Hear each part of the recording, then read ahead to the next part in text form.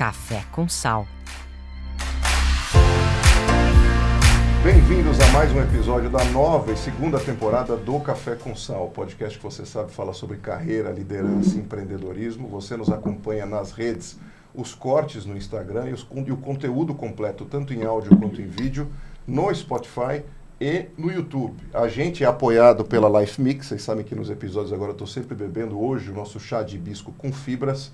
Life Mix, que são sucos e bebidas funcionais. O que quer dizer isso? Tem gente com PhD em nutrição, medicina, tratando do suco e cuidando para ter o melhor produto aí para vocês. Então, é um negócio que eu consumo, todo mundo sabe, meu filho consome, minha esposa consome, minha família toda consome. Então, é um prazer e um orgulho ter o Life Mix aí como nossos apoiadores.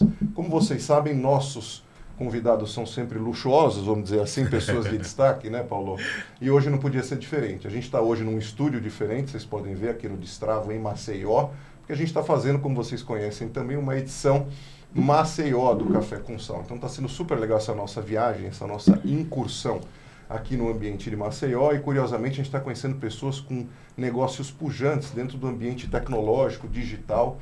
Então vão ser conversas muito nesse sentido. O nosso convidado de hoje é o Paulo Tenório da Tracto. O Paulo é um empreendedor brasileiro nato, que lida com questões relacionadas ao empreendedorismo digital, escalável, inteligência artificial. Então a gente vai ter muitas conversas nesse sentido.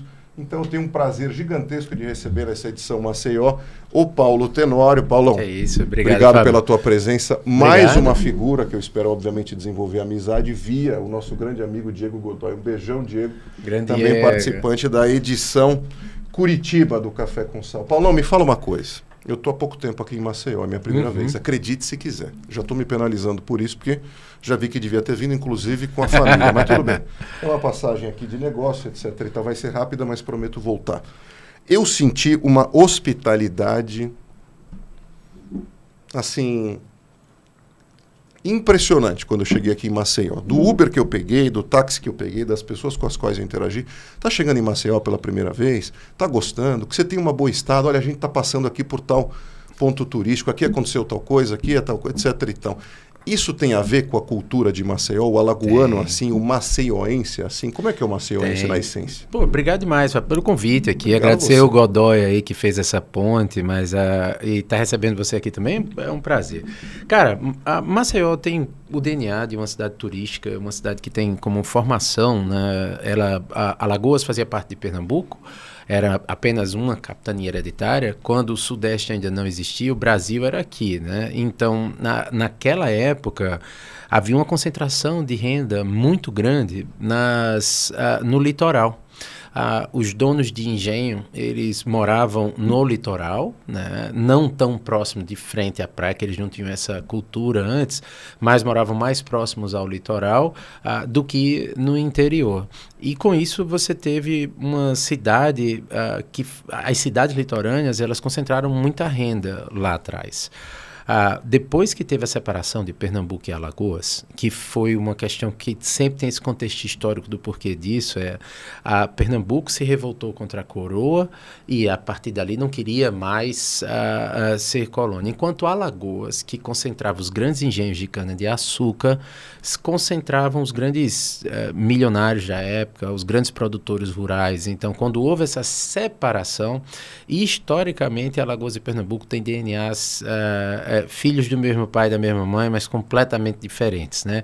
E aqui o que aconteceu? Na Alagoas, quando teve essa concentração de renda, não teve uma diversificação de indústria. Então você tinha a monocultura da cana-de-açúcar durante muito tempo, dominando uma região que tem uma terra muito fértil, muito próspera, mas concentrou aqui também Zumbi dos Palmares, claro, Quilombo dos Palmares aqui, a revolta em relação à escravidão e principalmente dessa libertação, construiu um ecossistema, vamos colocar assim, dentro da cidade de Maceió, onde durante décadas a cultura da cana-de-açúcar a gente foi extremamente dependente.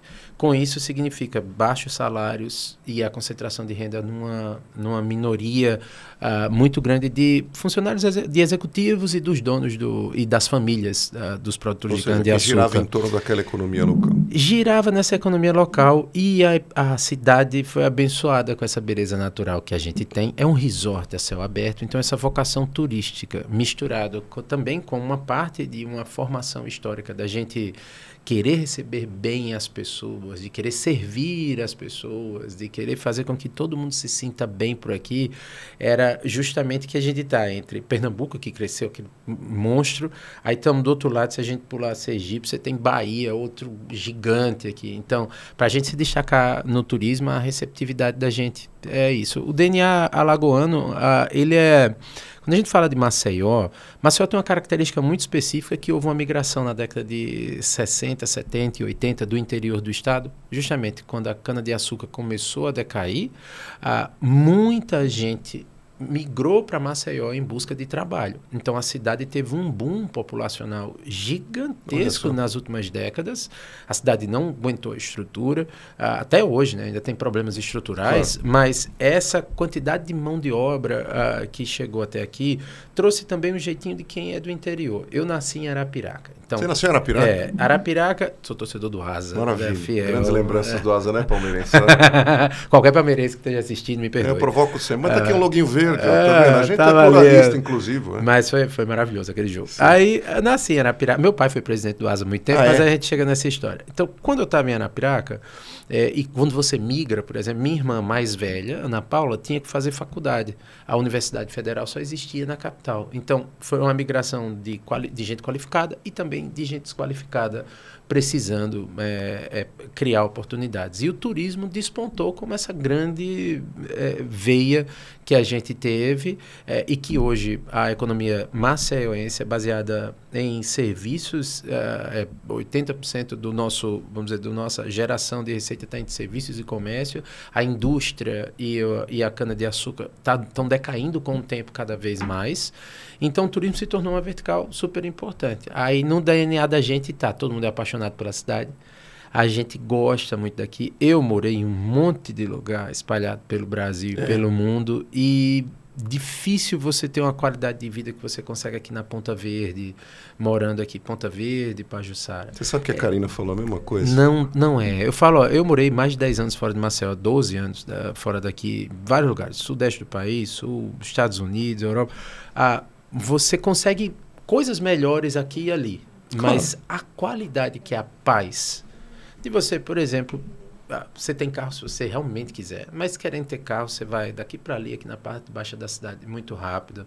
Você tem uma qualidade de vida que você não consegue desapegar de uma parte material grande, que é, cara, dar uma caminhada na praia, começar a curtir um pouco mais a natureza, começar a se conectar um pouco mais com a família. Você tem mais tempo para sua família. Você não passa mais... Eu tenho 2 filhos, então você não passa mais... Eu levo andando 12 minutos para o escritório, eu levo de carro 5 minutos. É quase a mesma coisa, diferencial a temperatura. Claro. Eu queria só que instalasse um ar-condicionado central. Tirando isso... Seria bom, né? Mas assim, aí Maceió tem essa coisa. Quem mora aqui, que gosta, na parte baixa, é isso.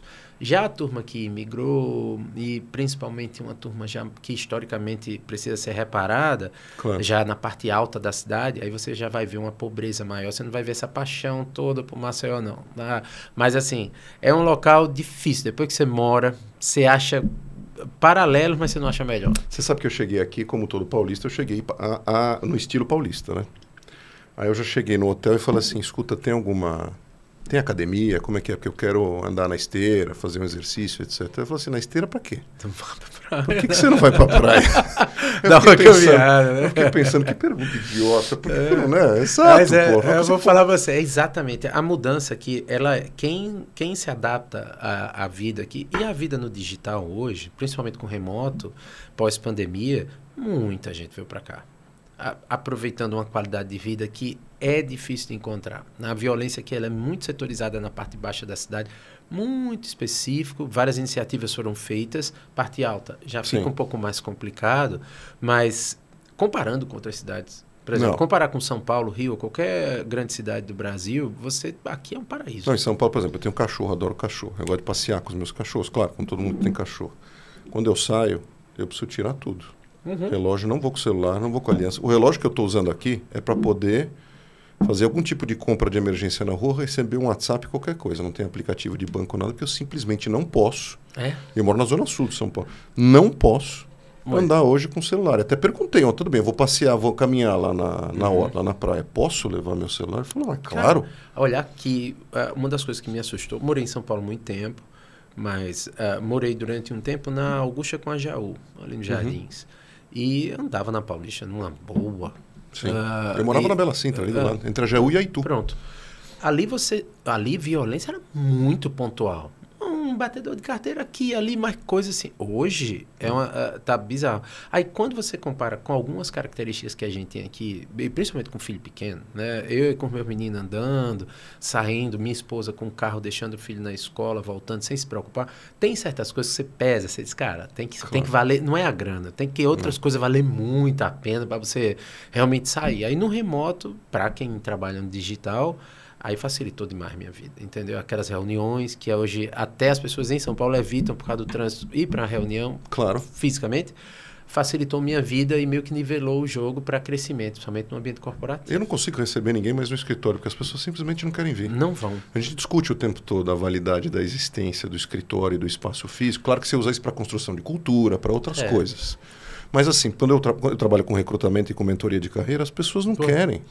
Antes de sair daqui, chegou a Magda, que é a minha PO, a Product Owner, que a gente chama, no desenvolvimento de produto, fazia mais de mês que eu não havia. Já tomei um susto quando ela abriu a porta, que a gente tem um escritório, é quase como casa de mãe, quando os filhos saem, voltam com os netos, sabe? Os quartos tem que estar lá, porque dia pode vir dormir. E tá mais ou menos assim na ideia. Mas a adaptação, né, do remoto, ela foi uma jornada com a Tracto bem pesada. A gente era muito escritório. Eu gosto de escritório.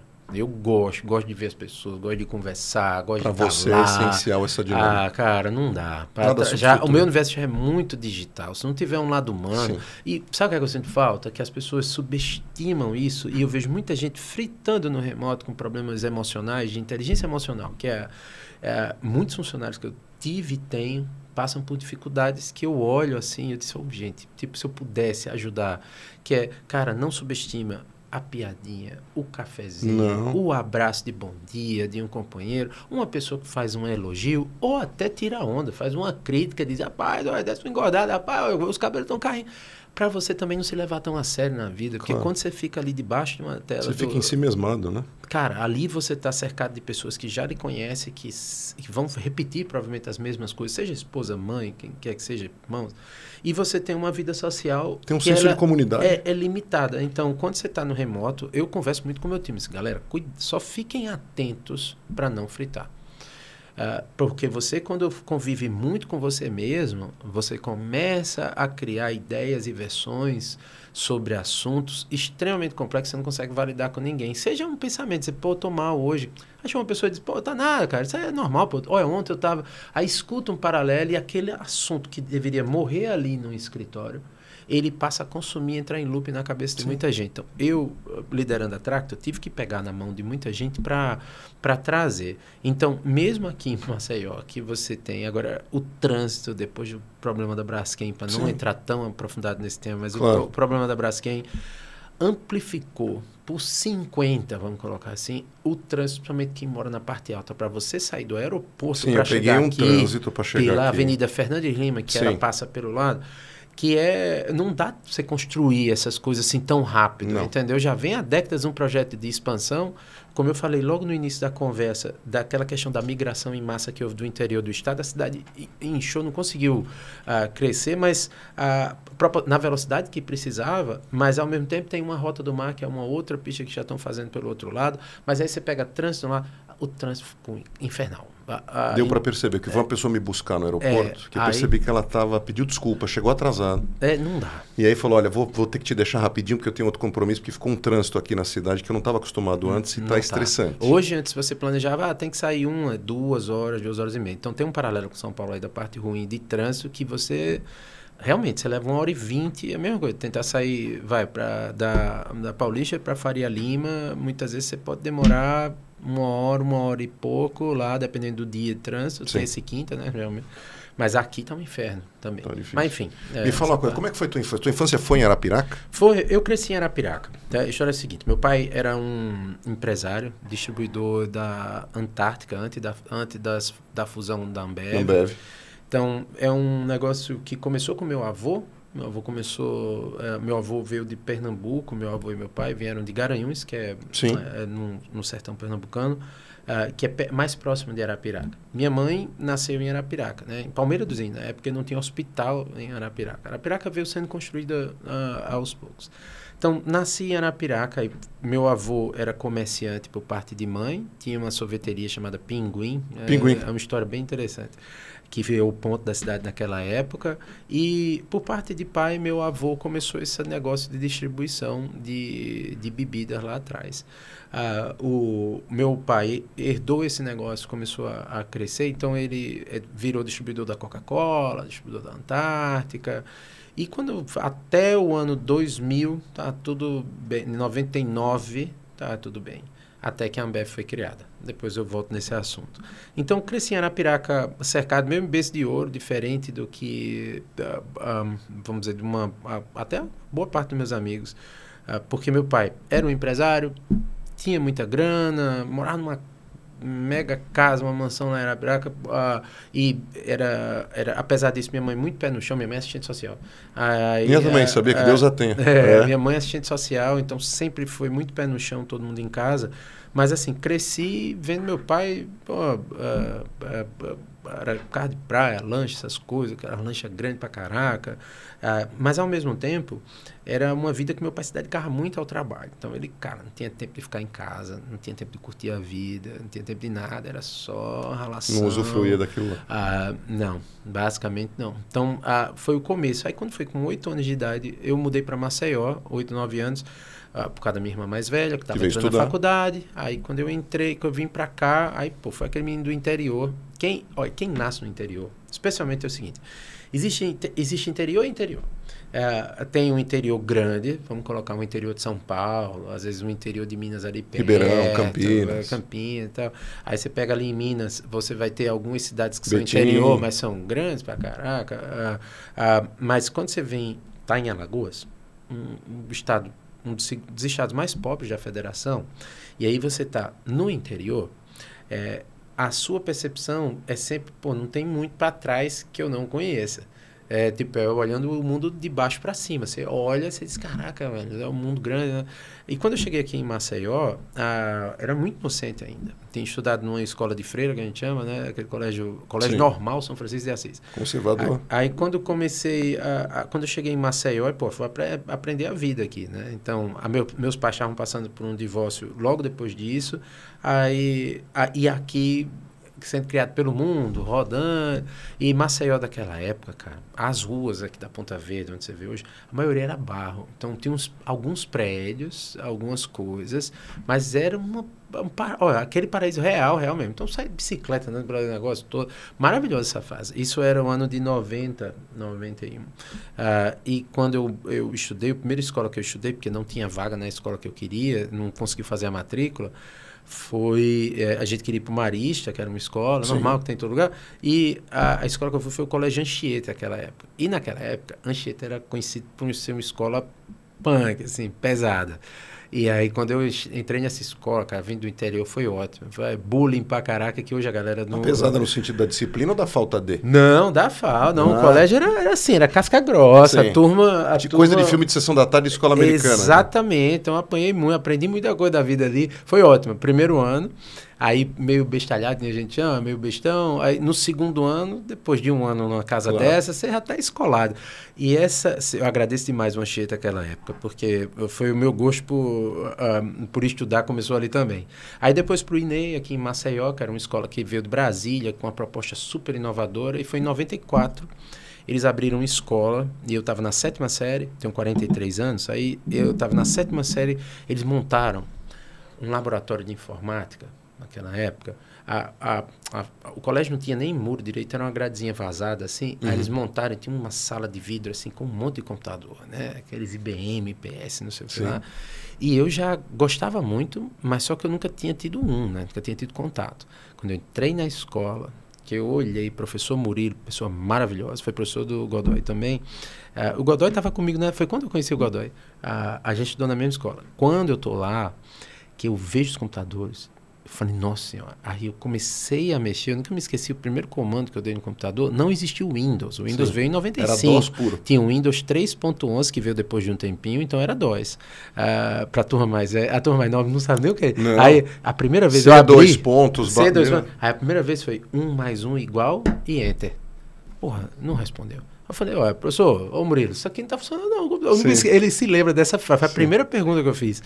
Aí, cara, ele, não, Paulo. Aí começou a ensinar, aí... Cara, ele tira onda até hoje. Uns 6 meses depois, eu já estava envolvidíssimo, assim. Aí comecei a programar, comecei a explorar BBS, que não tinha internet também naquela época. Então era, BBS do Mandic. Aí juntei com mais uns 3, 4 nerds que tinha na escola. E aí começamos aquele grupinho de hacker e foi ali minha, assim, paixão à primeira vista com tecnologia. Começou ali. E aí pronto. Isso e eletrônica. Então, desmontar a televisão, montar de novo, Você quebrando tinha essa tudo. Com as coisas, abria tudo de casa. Então, minha mãe, lembra até, eu quebrava mais do que consertava. Mas a curiosidade, eu queria, o que é que tem dentro desse negócio? Aí abria e via e era bem, bem interessante. Mas com o computador, tudo fazia sentido na minha cabeça. Diferente quando eu abria uma televisão.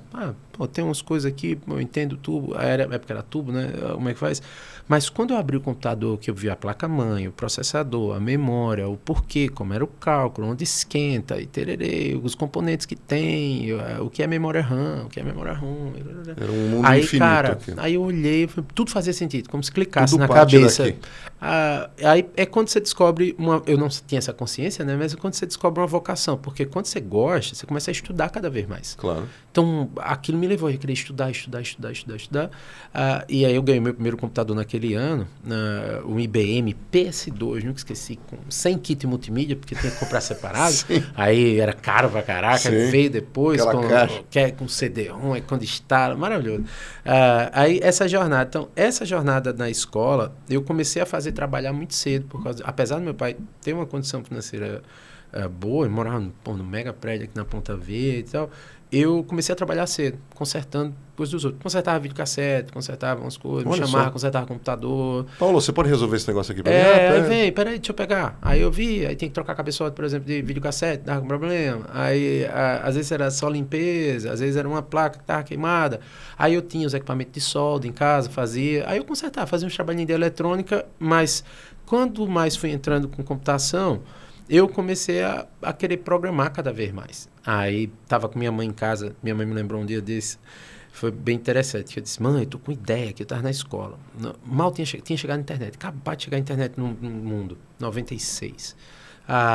Aqui em Maceió, aqueles professores, América Online... Né, América Online, Mandic também, Dial Data, Unisys. IG, era aquele...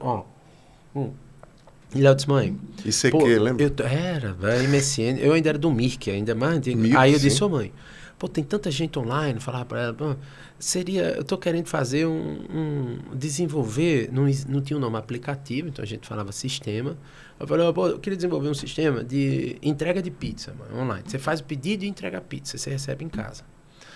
Aí minha mãe disse, época, eu disse, eu precisava de dinheiro para avançar. Aí ela, ninguém deixa essas coisas, não sei o quê.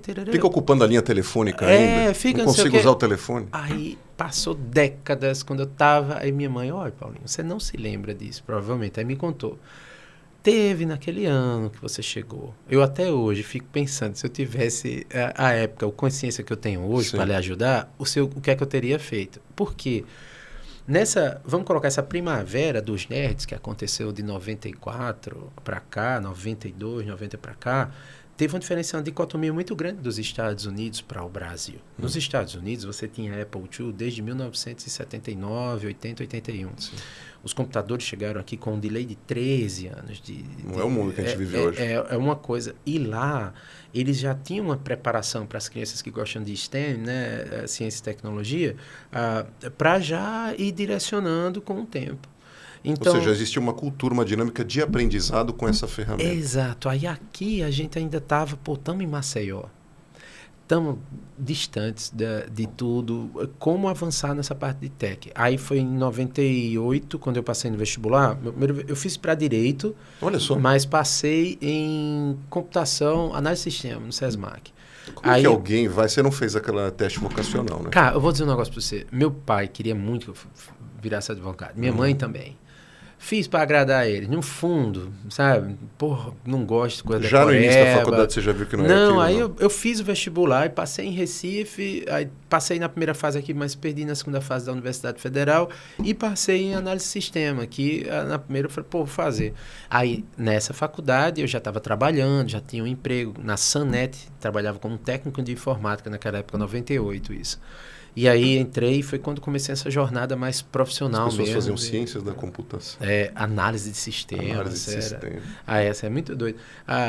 Daquela época. Então, esse paralelo, Fábio, levou a essa construção, essa visão de tipo, eu saí de um interior e vim para outro, praticamente, né? Você saí de Arapiraca, pô, vim para Maceió. Mas quando você olha de Maceió para lá, de um lado a gente tem o mar, do outro lado você tem sertão. E se você traçar uma linha reta, você vai parar na Antártida, Polo Sul, você vai parar do outro lado, você foi em linha reta para uma floresta inteira, até chegar em uma outra praia, para depois cruzar e chegar no jardim.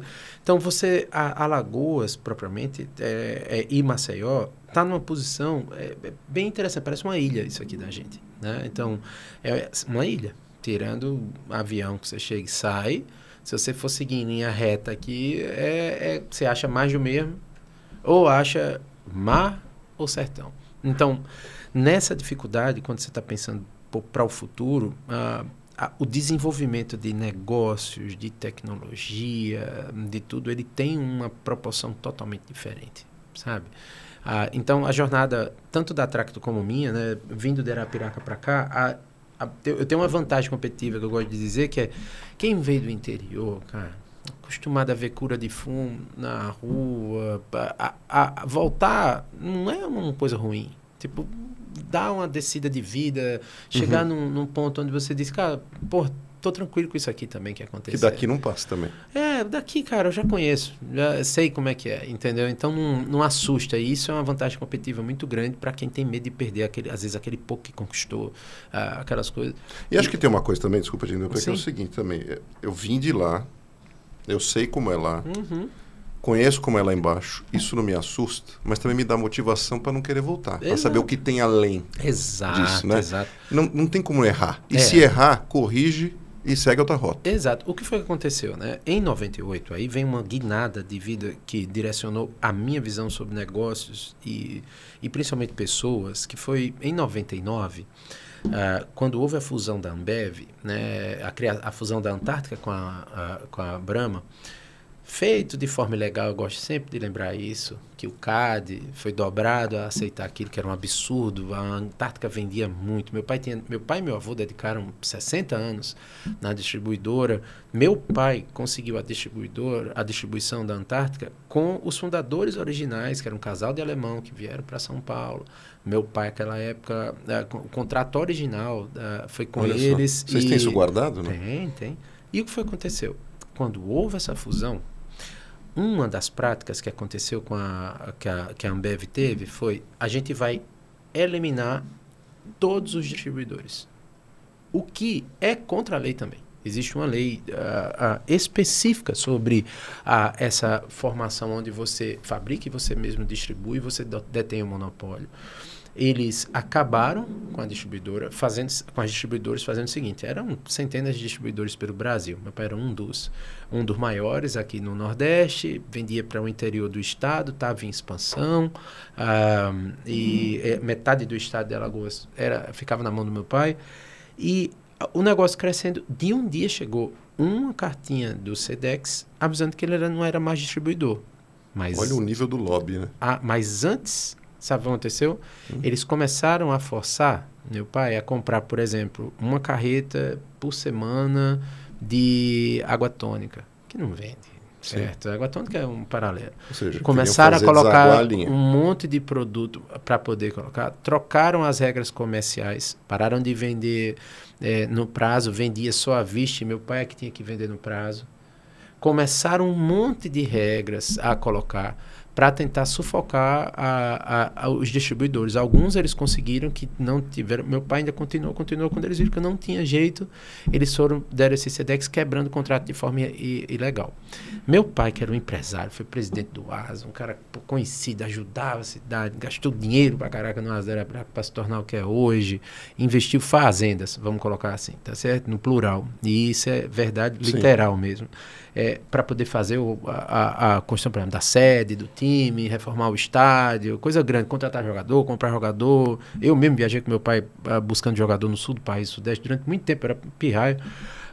E ele, aquele cara, do dia para a noite, não tinha mais um negócio de 60 anos. Acabou. Aí ele entrou numa deprê pesado, uma depressão muito... foi construída ao longo do tempo. Até porque era o sentido da vida do cara. Brigando com a justiça, brigando. Aí você começa a descobrir o lado podre do mundo. Aí, brigando com a coisa, vai ver esses caras. Aí meu pai falava, e começou... E eu observando. Tinha 18 anos. Estava em uma outra fase da minha vida, pensando outras coisas.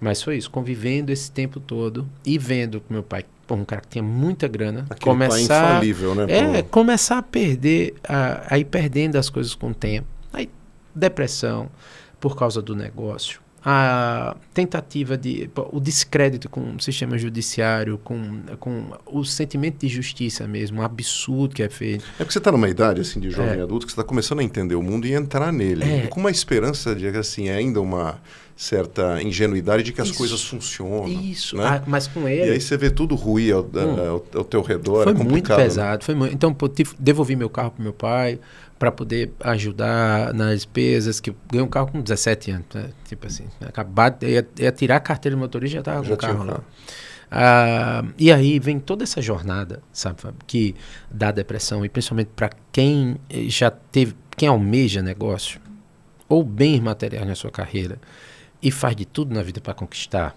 né? Dá um recado assim, bem da vida de experiência, de quem passou. É maravilhoso. Tipo, só sabe, entre não ter dinheiro e ter dinheiro é sempre a melhor opção, e sem isso. Mas, o que foi que aquilo me ensinou? Com o meu pai, eu via os amigos, que eram amigos, se afastando, ele mesmo percebeu, ele foi se isolando. Chegou ao ponto de tentativa de suicídio 2 vezes. Tem muitos detalhes, para não alongar a conversa, muita coisa que aconteceu, e ele não acreditava mais que sem o negócio ele era importante para a família ou para as pessoas. Que ele era o provedor.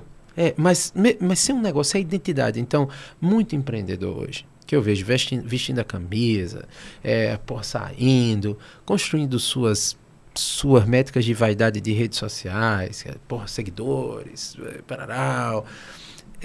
Estão construindo, às vezes, uma arapuca que eles estão tão cegos que eles não conseguem perceber. Cara, o sucesso, ele é resultado de um projeto bem feito. De qualquer coisa, suas habilidades, sua construção de carreira, o que você quer como negócio. Quando você parte para um lado de associar a sua pessoa ao sucesso, é o maior erro que eu vejo as pessoas cometendo hoje, empreendedores, porque, e eu observando assim, tentando ajudar, alertar, mas assim, cara, o ser humano é uma falha ambulante, é um conjunto de falhas. Quando você projeta essa imagem de sucesso nas redes sociais, quando você se mostra infalível do outro lado, as pessoas que estão assistindo vão replicando esse negócio, vai ter uma hora que você vai falhar. E aí você vai ter que tomar uma decisão, que é o que muita gente faz. Qual a decisão? Bom, eu assumo uma falha e sigo em frente, ou eu minto, eu passo a perna, eu dou rasteira, eu faço qualquer coisa, mas eu não quero sair dessa posição que eu me coloquei aqui. Não perder esse status. Não perder o status, o dinheiro, a posição, esse medo de recomeçar. Então, e que no fundo é só status, que lastro não tem nenhum. Não tem nenhum. É porque assim, eu conheço tanta história de bastidor, pessoas próximas, pessoas um pouco mais distantes, mas que eu sei da história real, de tudo, que às vezes é assustador o que as redes sociais fizeram nesse processo. Sabe? Porque, de acordo com essa métrica de seguidores e afins, minha mãe, que é uma assistente social maravilhosa, professora de jovens e adultos, transformou a vida de um monte de gente, não vale nada na sociedade. O gari que limpa a rua da gente, o Júnior, eu sei até o nome dele, uma pessoa maravilhosa, chega cantando. Virou uma figura icônica Sim. aqui. Ele tem uma caixinha de som. E ele chega e... Ele não vale nada. Pois nesse mundo, não. Porque para andar ele comigo... é periférico. Para andar comigo, tenho que ter umas pessoas que pensam igual. Então, essas conversas mole está transformando não só empreendedores, mas até funcionários. Você que é de RH e conhece bem essa realidade, a turma nova com uma ansiedade pelo sucesso, o pacote completo de carreira que a gente às vezes demora décadas para construir. Eles querem nos primeiros. Não tem download. Eles querem nos primeiros, nos primeiros meses nos primeiros anos de carreira. Eu teve um que trabalhou comigo que a ansiedade dele, Paulo, eu tô com 24 anos, não tenho casa ainda, não tenho carro. Aí eu olhei para ele, falei, pô, velho, cara, olha, meu pai, quando eu ajudei meu pai para comprar a primeira casa, foram 20 anos trabalhando. Eu ainda não tenho minha casa. Eu fiz uma escolha de investimento, decisão minha, investir na empresa e tal. Mas, cara, a maioria das pessoas aqui demoram, às vezes, uma vida, bicho. Aí eu disse, cara, você tá com 24 anos, meu velho. A última coisa que você tem que se preocupar é com dinheiro. Se preocupa em ficar bom no que você faz. Mas não. Era a percepção de sucesso. Era tão importante no LinkedIn, nas redes sociais, na divulgação, que a turma criou uma aura sobre os negócios de... O cara que conquista ou a mulher que conquista é alguém que vale a pena eu estar pronto. O cara ou a mulher que tentou... Que forma contigo um time forte capaz de passar por tudo do teu lado. Às vezes não tem esse valor. Então, a minha dinâmica hoje de negócios, né, a forma como eu observei a partir desse prisma do que aconteceu com meu pai, que poucas pessoas tiveram isso. Ou a pessoa saiu, era um fudido, não tinha nada. E aí cresceu e tudo bem, esse apego ao financeiro. Ou a pessoa já nasceu em berço de ouro e continuou em berço de ouro. Ou a pessoa nasceu classe média e continuou classe média. Não teve mobilidade social, mas também não desceu. Está ali no meio e tal. Difícil quando você tem uma perspectiva, um prisma. Por isso que eu gosto de conversar sobre isso. Você está lá em cima, de repente você desce, e aí você tem que acompanhar toda uma jornada de reconstrução. Nesse contexto, o apego ao financeiro, aos negócios, ele acaba contaminando muitos empresários que eu conheço. Tive uma conversa agora no Carnaval com um grande amigo de família, que ele não consegue sair da operação. Ele não consegue relaxar. Ele estava no Carnaval, sentei do lado dele, fatura bem pra caraca e tal, mas o negócio dele é mais analógico. Ele tem uma qualidade de vida péssima. Aí ele dizendo, eu não consigo, se eu sair da operação eu tenho que ficar olhando a câmera. Aí eu fui explicando para ele a necessidade de formação de liderança. Quando você não desistir, que é RH, é a área que eu mais defendo, sabe? Que eu digo, quando você tem, e até a Marina Torres, que é a minha RH maravilhosa, aí eu disse, e eu com a Torres, que aprendi muito, que era, quando você encontra uma pessoa que você consegue delegar o seu dia a dia, ao ponto de você se tornar um inútil dentro da empresa, é quando você vai ter não só a qualidade de vida, mas como você também vai ter capacidade de escala. Se você quiser ou não, pensar outras coisas, iniciar novos negócios, cuidar do criar novos canais. Aí assim, mas ele ainda está na fase da negação e ele não aceita. Então, que nem ele, tem um monte. Isso se retroalimenta, né? Tem um monte. Que o cliente não vai querer se não for eu exatamente a atender, se eu não estiver olhando ali o aquele negócio não vai dar certo porque não sou eu ali na frente, e assim vai. Então, nessa jornada de desenvolvimento de negócio, eu tenho o meu prisma de tentar passar uma mensagem positiva sobre o que realmente é. Que é punk, difícil demais, precisa ser sangue nos olhos, focar demais no lucro, planilha precisa parar de pé, mas você tem que saber separar o negócio do líder, seja CEO, seja qualquer cargo. Você fala um negócio importante, sabe o que acontece, Paulo? Assim, na formação da gente, quando tem a formação, né? Porque muita gente no Brasil, isso é normal e no mundo todo, e o mundo permite isso hoje, você não precisa ter uma formação formal para ser um empreendedor, um empresário. As pessoas, né, teoricamente, teriam que ter feito administração de empresa, ou economia, ou algo assim. Mas olhando, vamos dizer assim, para um currículo clássico de administração de empresa, você tem que ter lá um olhar financeiro sobre o negócio, de marketing, de vendas, pessoas, que é o que você falou, né? Fundamental, o maior ativo, de repente, das companhias, independente do setor que elas estejam. Mas ninguém te prepara para lidar com as expectativas da comparação que esse mundo de rede social e digital gera. Né? A inteligência que é exatamente o que você emocional. está falando, a inteligência emocional, porque assim, quando você olha em qualquer rede social, todo mundo está feliz, todo mundo está rico, todo mundo tem o dente mais branco que a tua camisa. Né? Exatamente. Então assim, cara, ninguém tem problema. Então isso assim, isso dá uma ansiedade, que eu acho que talvez seja a maior doença hoje da nossa sociedade. Auto-afligida, auto-afligida. Exatamente. Eu concordo 100%. Que você gasta um tempo e uma energia tentando criar expectativas falsas ou supri-las, ao invés de focar no próprio negócio. E tem gente que, assim, que aí tem uma galera que, pode ser diagnosticada com algum problema de resistência a esse tipo de ambiente, que não só gosta disso daí, como cresce nesse negócio, como não vê problema nenhum nessa mentira de um medindo pro outro o tempo inteiro. É uma esquizofrenia. Aí, para quem está de fora olhando, e principalmente empreendedores, eu falo, gente, olha, presta atenção. Se você for dar credibilidade ao discurso de alguém pela quantidade de seguidores que essa pessoa tem na rede social, cara, vai dar merda. E eu vejo isso muito acontecendo, que eu organizo um evento. O evento Tracto Show. Então, falando nisso, desculpa te interromper, me conta a Tracto. Como é que apareceu a Tracto para a gente chegar no Tracto Show? A Tracto, ela nasceu da seguinte... Tem uma jornada que foi bem interessante. Quando eu estava na faculdade, precisando fazer grana na faculdade, que família passando dificuldade, minha mãe... A gente não tinha... Chegou um ponto que a gente não tinha dinheiro para a feira daquela semana. Se não fosse amigos e afins naquela fase, foi uma fase muito punk. Então, minha faculdade custava R$450. Eu ganhava na faculdade, porque eu passei entre os 5 primeiros, eu ganhava uma bolsa de 150, de R$100, perdão. E eu pedi um emprego na faculdade, a professora Kedman. Eu disse, Kedman, eu trabalho na limpeza, qualquer coisa. Me bota aqui, eu não quero levar conta para casa. Aí ela me conseguiu um estágio que eu ganhava R$150 por mês, né, que eu receberia uma bolsa auxílio, chamada assim. Eu trabalhava os 2 horários, cuidando do CPD e da rede de informática toda da faculdade, e Plan, chamava na época. E eu já tinha saído do curso de administração de empresas, de análise de sistema, já estava em administração de empresas. Já tinha feito essa migração. E lá, cuidando desse negócio, comecei a fazer trabalhos com meus amigos para começar a ganhar uma grana extra. Então, o cara precisava fazer o trabalho de faculdade, me contratava porque eu fazia umas apresentações com design, com animação e tal. Aí eu desenvolvi o software da faculdade, de gestão da faculdade, com notas. Os professores cadastravam as notas, os alunos recebiam. Naquela época eu comecei a fazer. E esse conhecimento todo, quando eu estava lá, aí teve um episódio bem específico, que foi uma guinada, estava chegando na faculdade, começaram a assumir umas peças de computador lá. Aí o diretor da faculdade me acusou de roubar essas peças. Eu não estava sabendo de nada, mas depois de ter sido acusado desse roubo, com os professores se juntaram para me defender, porque eu tinha que tirar nota acima de 9 para manter minha bolsa. Então eu estudava muito, me dedicava muito. E eles diziam, pô, não tem condições, só porque a minha família estava passando por uma dificuldade financeira naquela época. E outras características, é lógico, né? Claro. Aí quando cheguei lá, que descobriram, a noiva do cara chegou com um saco de peça de computador dizendo, pô, é injusto o que estão fazendo com esse menino, porque eu ia ser expulso da faculdade.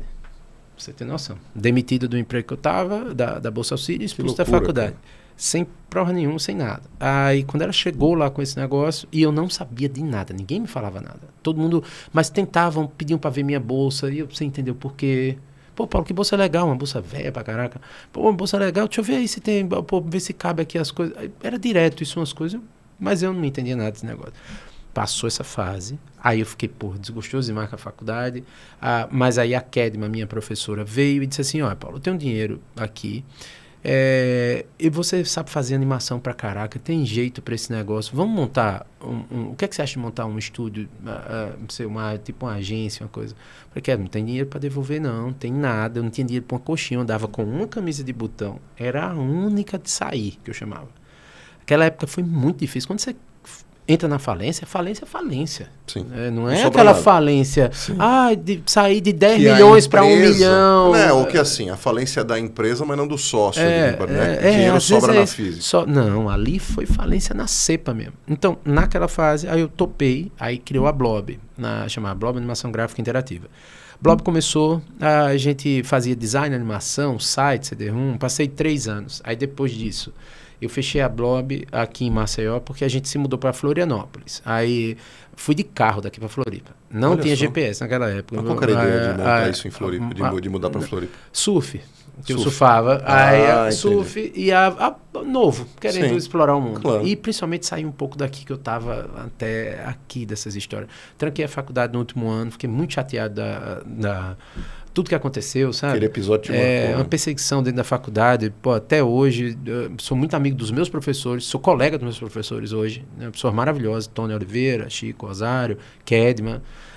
Mas, enfim, saí de lá e fui para Florianópolis. Aí de Florianópolis fui chamado para trabalhar em São Paulo, já com essa parte de motion design, computação, sempre design animado. Computação. Aí fui para São Paulo, passei mais 2 anos em São Paulo, depois fui convidado para uma empresa nos Estados Unidos para mudar para Salt Lake City. Caramba, em Utah. Aí, pô, mudei. Não conheci, tinha ido para os Estados Unidos na Disney em 94. Claro, mas é que Salt Lake City é um universo à parte, né? Até porque é um ambiente mormon, né? Como eu fui como criança, você vai estudar lá. É para mim, Estados Unidos é Estados Unidos. Claro. Na minha cabeça. Eu não entendia a diferença das regiões. Imagina, você nunca vê neve, né? Pô, foi maravilhoso. Aí eu fui.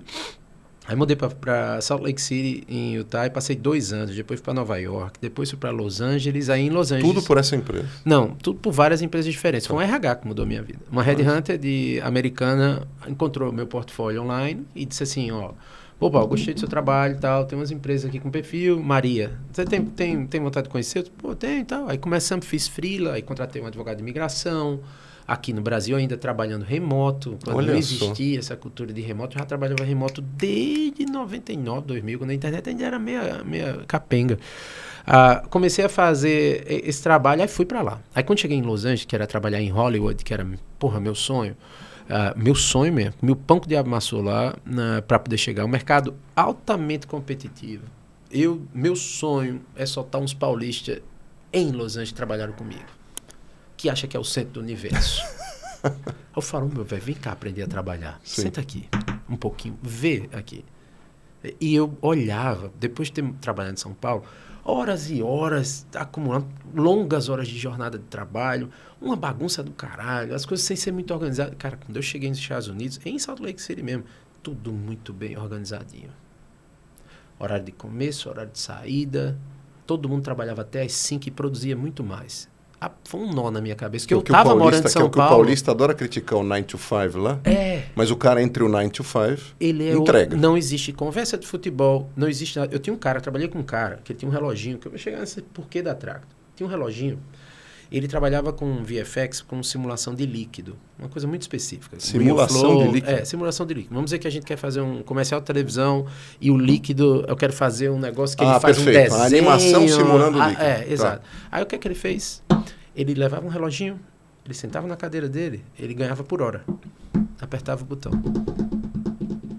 Aí terminou, ia no banheiro, apertava. Ia no banheiro. Voltava, tá. E o produtor executivo que passava, olha, quando terminava o trabalho, ele, uma listinha, preenchia, trabalhei hoje 8 horas. Sendo que ele ganhava por diária $1.600. A média de Los Angeles, que eu $1.600 a diária? A diária. Que isso? A diária. Quem ganha então isso ele cobrava por hora. Olha só. Vou fazer aqui por hora. Por quê? Pega esse cara, você não tem 10 em Los Angeles que faz. Então, tem habilidades altamente extraordinárias que você não consegue ter com outra coisa. E eu, vendo aquele ecossistema, falei, nossa, velho, aí o que é que a gente ganhou de bom de brasileiro que eu percebi? A gente consegue fazer tudo ao mesmo tempo. Brasileiro, desenrola, vai, dá um jeito e tal, mas perdendo muito tempo, a produtividade é muito baixa. Muita conversinha mole, muita coisa esquisita de relacionamento. A pessoa para o trabalho que está fazendo, atrapalha o outro. Então, a produtividade do brasileiro ela é baixa por um perfil que a gente tem. Do outro lado, a gente tem características que também os gringos não tinham. Eles ou faziam uma coisa ou faziam outra. Por exemplo, esse cara só sabia fazer isso. Botasse ele para fazer uma outra coisa, não. É que nem você chegar lá e pedir um hambúrguer sem maionese, o cara fica louco. Fica doido. Aí eu vim de São Paulo, acostumado a fazer de tudo um pouco, né? E tem que ser bom em tudo, porque o ritmo era outro.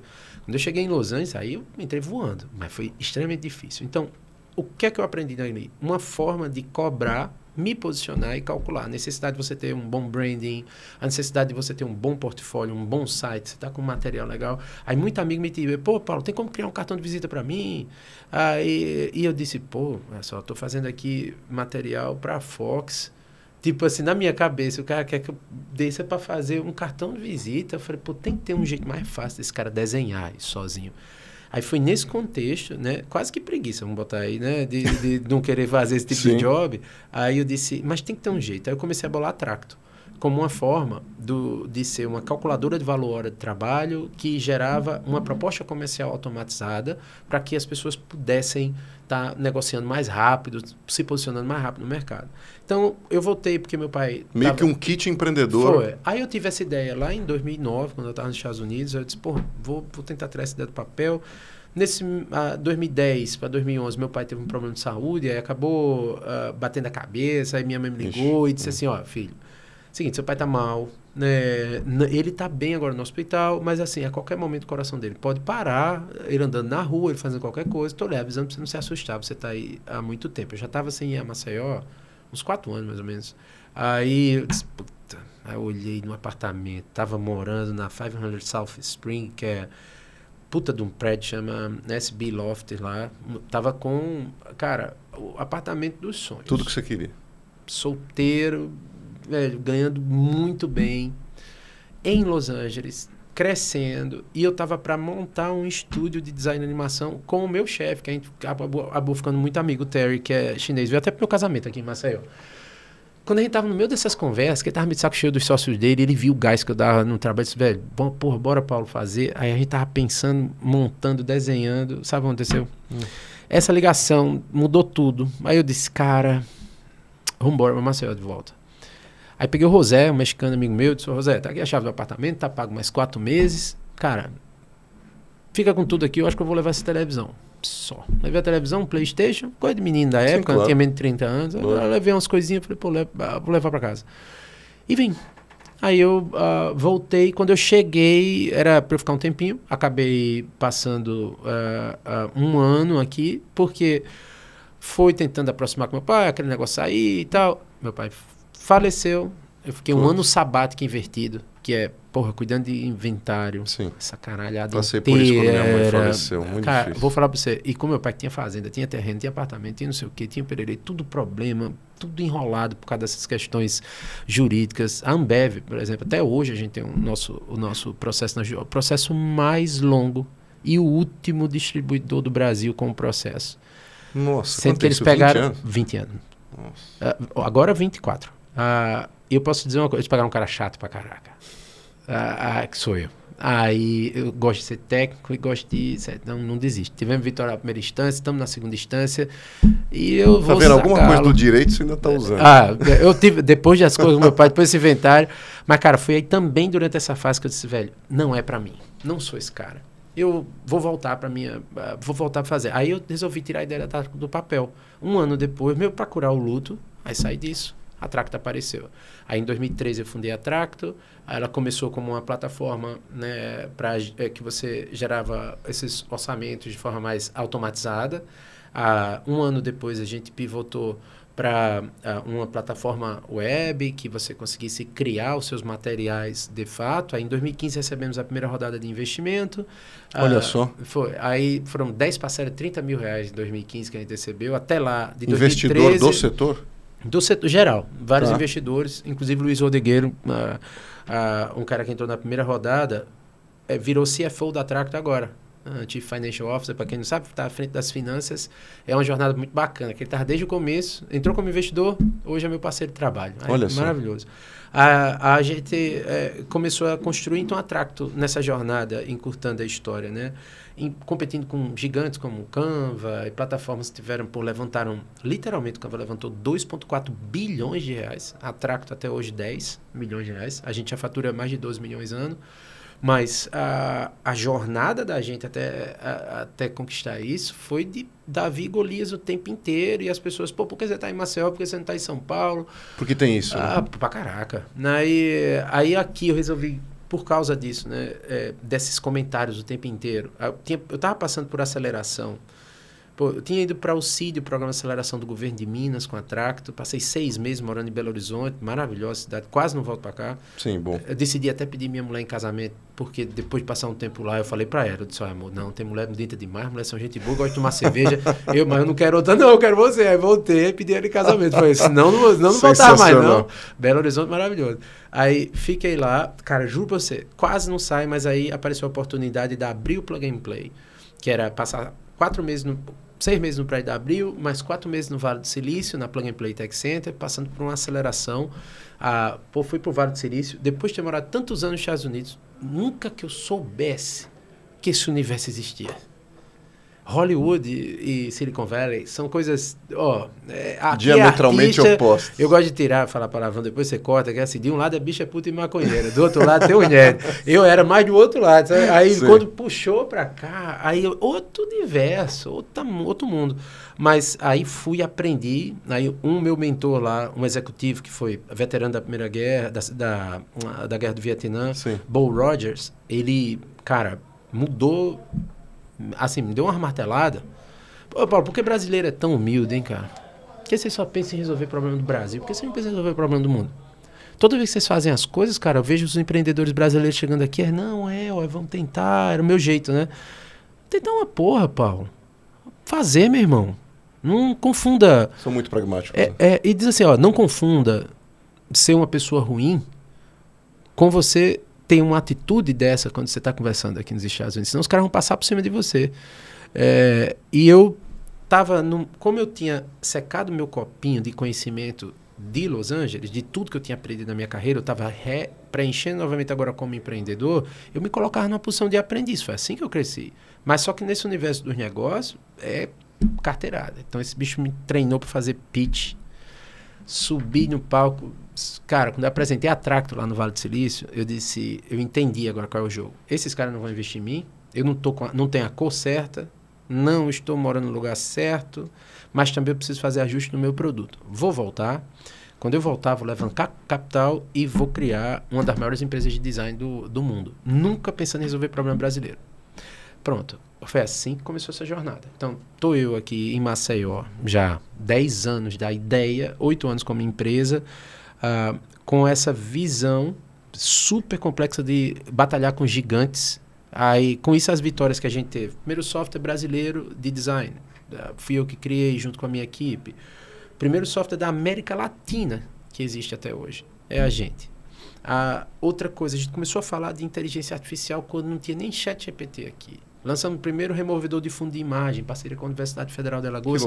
Desenvolveu o algoritmo. Mas sempre escutando do mercado. Que tipo, eu escutei até que eu não tinha cara de CEO. Isso aconteceu desse naipe. Surreal, né? Se você pegar, eu nunca fiz um pitch para um VC preto ou pardo.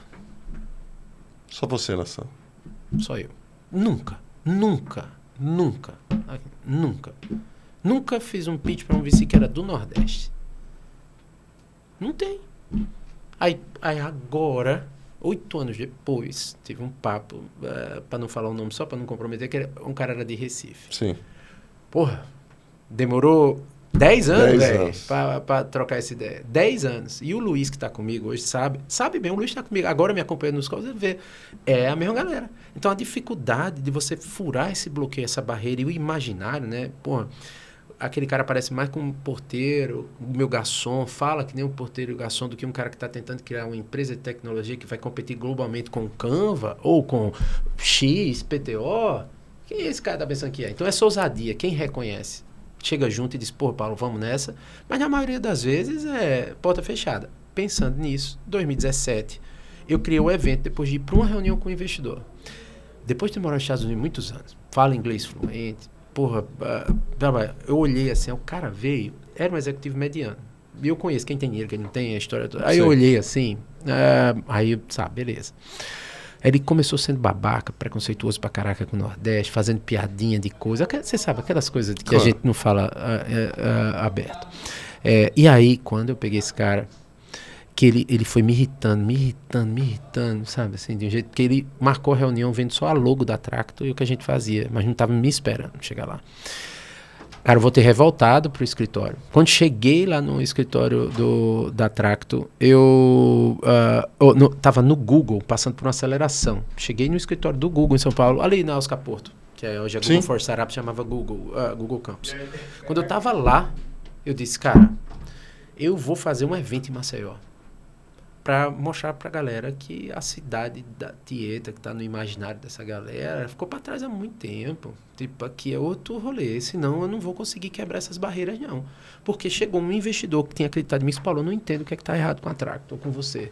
Porque, cara, eu vejo outras startups, cara, aqui, tem muito menos, não sei o quê, e consegue, você não. Uhum. E eu dizia pra eles, velho, tá na cara aqui.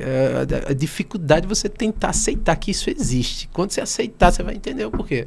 Aí eu disse, mas foda-se, eu vou fazer o evento. Aí trouxe pra cá, disse, vou fazer o evento, o Track do Show. Aí criei esse negócio. Nunca tinha organizado um evento na minha vida. Lá vai eu. Não sabia que precisava de credenciamento. A gente botou o evento para fazer para 400 pessoas. É um inferno fazer evento. Cara, é um inferno fazer festa de criança. Imagina um evento. O evento foi de 400, sendo que eu deixei o carrinho aberto um dia antes. Tava 250 inscritos. Eu falei, tá bom, 250 tá bom. Aí, de 250, pulou para 600 no outro dia. Então, a gente se preparou para umas 300, veio o dobro. Aí, cara, o evento bombou, sucesso e tal, deu tudo certo. Depois disso, a gente começou a passar para... Aí foi fazendo. Em 2018, duplicou para 1.600 pessoas e a turma começando a abraçar essa ideia de um evento de inovação capitaneado por uma empresa de tecnologia aqui no Nordeste. E aí foi 2017, 2018, 2019, aí foi crescendo. 2019 fizemos para 3 mil pessoas. Aí 2021, né, que pula a pandemia. A gente fez o maior do Brasil, porque ninguém fez evento naquele ano. Então a gente acabou fazendo evento para quase 5 mil pessoas. Veio todo mundo para cá, veio um monte de gente que veio para cá palestrar. Quando foi em 2022, a gente escalou um pouco mais. E ano passado, a gente fez um teste de Business Paradise, um evento pé na areia, me colocou. E hoje, coincidência, agora antes de vir para cá, apertei o botão, lançamos a 7ª edição do evento. Vai ser 1, 2 e 3 de agosto. 1, 2 e 3 de agosto, o Tracto Show. Aqui em Maceió, 2024. Aí o que foi acontecer? Essa jornada de aprendizado ao longo dos anos. O único evento que eu subi para dar uma palestra, lógico que eu já subi no evento, dei boas-vindas, falei, fiz um pitch da Tracto, uma coisinha, mas palestra minha, por exemplo, foi ano passado, foi a primeira vez que eu subi no palco. Eu tenho um prazer muito grande em construir palco para outras pessoas brilharem, em abrir portas para as pessoas certas. Então, eu não vou repetir a fórmula que fizeram comigo. Então, abro espaço para quem não é nada. Sim. Na cabeça dos outros. Claro. A gente daqui, que as pessoas não estão acostumadas a escutar. E eu venho tentando educar o público sobre o perigo de você querer colocar influenciadores dentro de palco. E o influenciador de negócio, literalmente, é um cara que não está na ativa. O cara que está na ativa, velho, ele tem uma outra visão. Ele não consegue. Você me perguntar hoje, não dá para ter tudo ao mesmo tempo, não. Você tem que focar. Eu considero essas 3 bolinhas que eu coloco da vida que você tem que fazer esse juggling. Algumas pessoas muito habilidosas conseguem 4. Mas geralmente são 3. A maioria consegue com 3. E tem gente que só com 2 e se vira mal. Mas o que é essas 3? Família, às vezes, o negócio, pessoal. Aí tem a dos amigos. Tem a da rede social. Aí você vai escolhendo aquelas que são prioridades para cada um. E para o momento. E no palco eu tento colocar umas pessoas que consigam usar aquele momento para passar uma mensagem sem pensar que estão em Maceió. Até porque mais de 30% do meu público já não é daqui. Vem gente de tudo quanto é lugar do Brasil. Vem muita gente de São Paulo para cá. Sim. O evento ele tem uma pegada para abrir a cabeça das pessoas e começar a discutir inovação. A minha pergunta é do porquê não. Porque esse evento teria que acontecer em São Paulo para ter credibilidade de discutir o futuro. Porque não pode ser produzido conhecimento de fato aqui. Então, trabalhei muito com vários parceiros de fora que toparam essa ideia. Não é fácil. Uma praça difícil, não tem um ambiente corporativo, você não tem pessoas que estão acostumadas a pagar, R$300 no show, mais R$300 no ingresso de um evento de negócio é muito. Aí a galera que vem de São Paulo, R$300 acha de graça. Aí é toda... Faz parte também, claro, né? Faz parte do movimento. Mas isso foi uma dor de cabeça que eu consegui tirar do papel, mas ao mesmo tempo mostrei que é possível. Então, esse legado aí que ninguém tira, é super legal. Então, formamos aí dezenas de milhares de pessoas, palestrantes, milhares já passaram pelos palcos que a gente faz. Todo ano a gente faz 100 e poucos palestrantes em vários palcos diferentes que a gente consegue. Fora, cara, prêmio, reconhecimento de professores, de trabalhadores, de pessoas. A gente faz filme, documentário, quando a gente vai fazer uma homenagem no palco para aquela pessoa poder se levantar. Então, os eventos também de negócio, eles precisam ter uma dinâmica diferente, sabe? Aqui precisa disso, ter uma dinâmica diferente de transformação. Então, cara, Tracto surgiu assim, Tracto Show surgiu dessa outra demanda, mas o foco agora da empresa e essa pegada de maturidade que a gente está dando a notícia excelente para a gente, que eu agora posso divulgar, né? O Google virou cliente da Tracto, num projeto com inteligência artificial e automação de design. Então, a gente hoje está atendendo os grandes anunciantes do Google, ajudando eles a poder escalar a produção de design com inteligência artificial e automação. E é a primeira vez que eles fazem isso no Nordeste e, literalmente, é a iniciativa que está avançada hoje no Brasil em relação ao uso de inteligência artificial para a parte de design. Então, cara, depois de 8 anos de batalha, conseguir conquistar um cliente como o Google e dizer, pô, agora o Google é nosso cliente de tecnologia, não é parceria comercial, tarará, não, é cliente de tecnologia, mostra que é possível, sabe? Que dá para você, de onde você estiver, tirar. Se hoje fechar essa barraquinha da Tractus, pô, deu uma merda, tarará, barará, o histórico do passado, eu ia dizer, tá vendo, meu velho? Dá para você fazer a parada de qualquer lugar. Isso, cara. Esse é o negócio. Dá para fazer de qualquer lugar. Paulão, só posso te agradecer, cara. Que prazer te conhecer. E deixa eu te falar uma coisa. Eu lido entrevista e falo com muita gente que é empreendedor, que a gente fala sobre carreira, etc e tal. Você tem uma história de desbravar, de coragem e transformar cenários. Você está virando praticamente o secretário de turismo de Maceió, porque você traz mais gente que todo mundo. Mas é fato, cara, assim, isso é tão inspirador, não só para mim aqui, te falo pessoalmente, olhando nos teus olhos, mas para quem está nos assistindo e nos ouvindo, que assim, tudo é possível na medida em que você tenha coragem, disposição. Você, claramente no teu discurso, você gasta pouco tempo reclamando, você gasta muito tempo fazendo, e como eu disse, transformando realidades. E o quanto isso pode inspirar tanta gente que às vezes olha para histórias incríveis, como a gente estava falando aqui antes de ser gravado, e vê que para você o quão difícil e tão pouco linear foi essa jornada, mas o que você conseguiu e consegue fazer com isso. Por isso que, independente do sucesso mesmo que você tem sempre esse radar ligado de que, de repente, isso não pode não durar para sempre, mas eu sou tão casca-grossa e a vida me ensinou tantos caminhos que eu sempre vou achar alguma alternativa para construir. Que legal, cara. Muito obrigado. Aproveita e deixa a data do Tracto Show de novo. Tracto Show 1, 2 e 3 de agosto. Você, claro, está convidado. Vai Por favor, vir para cá. Você está registrado, agora vou ter que vir. Tá, né? E a gente está agora para fazer uma coisa muito bonita esse ano, que é trazer um tema que é um spoilerzinho que eu ainda vou divulgar, que é o mundo em transformação.